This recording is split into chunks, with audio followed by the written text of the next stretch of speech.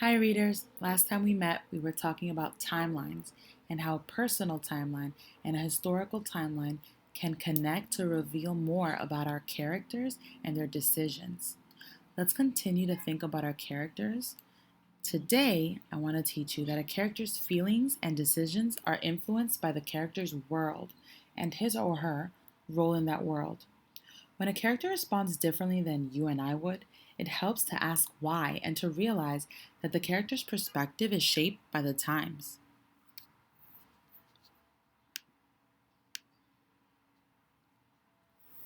So let's think about chapter 1, the scene where Anne Marie is running with her friend and the German soldiers ask her to halt. When we first read this, it seemed kind of odd that Anne Marie said she found that word, stop or halt, frightening. Because when I was a kid and the school crossing guard told me to walk and not run, maybe I was embarrassed and a little annoyed, but I wasn't afraid. But let's pause right there and let's think about our goal today, right? Our goal is to stop and ask ourselves, why is the character behaving or reacting in this way? So then, when I read this part a second time, putting myself in Anne Marie's shoes, I realized that it wasn't a crossing guard that was stopping her.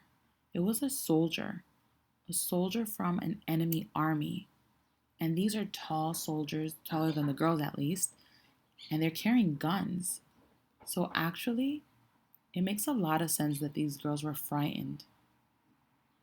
Do you see, readers, that especially when I was thinking, oh, I would never react that way, that it really helps to stop and think about the character's perspective and why they reacted in that way? Let's try this work in a different scene.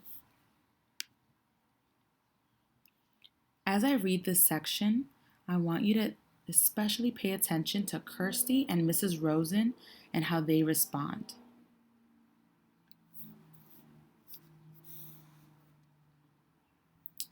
I must go and speak to Ellen, Mrs. Rosen said, moving toward the door. You girls walk a different way to school tomorrow. Promise me, Anne Marie, and Ellen will promise too. We will, Mrs. Rosen, but what does it matter? There are German soldiers on every corner. They will remember your faces, Mrs. Rosen said, turning in the doorway to the hall. It is important to be one of the crowd, always. Be one of many. Be sure that they never have a reason to remember your face. She disappeared into the hall and closed the door behind her.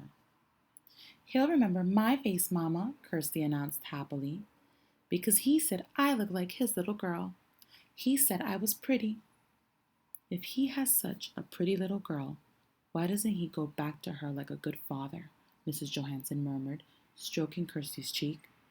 Why doesn't he go back to his own country? Readers, I want you to pause right there and think about Mrs. Rosen and Kirsty's reaction. How are they different?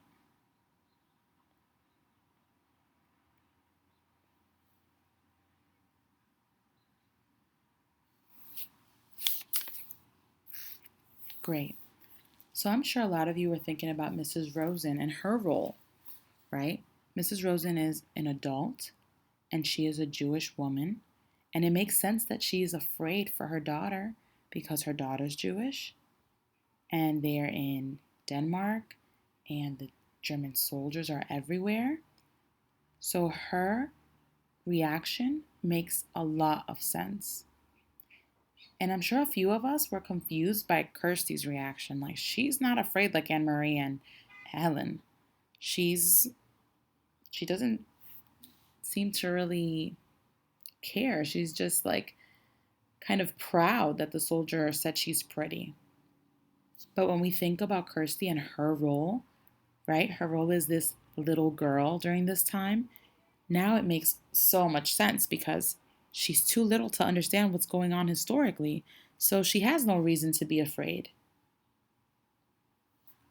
Readers, you learned something powerful today.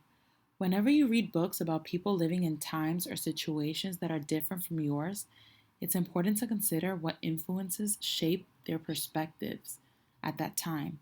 It's important to ask, Why would this character react that way? Try this work after you read independently for 45 minutes. All right, see you next time.